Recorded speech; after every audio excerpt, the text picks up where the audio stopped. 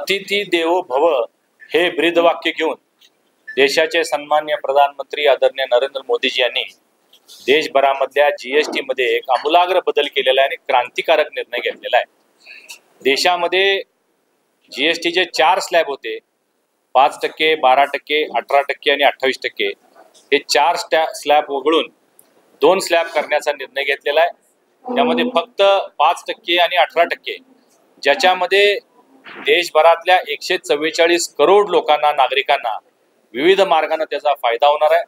लोकांची क्रयशक्ती वाढणार आहे, लोकांच्या हातामध्ये पैसा शिल्लक राहणार आहे आणि त्यामुळे मोठ्या प्रमाणात आपण सेव्हिंग करून मोठ्या प्रमाणात खरेदी करा, अशा पद्धतीचा मूलमंत्र प्रधानमंत्री महोदयांनी दिलेला आहे। याचा फायदा ग्राहकांबरोबर उत्पादन क्षमता असणाऱ्या MSME, SME या सगळ्यांना सुद्धा होणार आहे आणि यामुळे देश अर्थशक्तीच्या दृष्टिकोनातून 2047 साली विकसित देश होण्याच्या दृष्टिकोनातून एक महत्त्वाचं पाऊल उचललं गेलेलं आहे। याचा सर्व स्तरातील नागरिकांना, शेतकऱ्यांना, उद्योजकांना, महिलांना मोठ्या प्रमाणात लाभ होईल।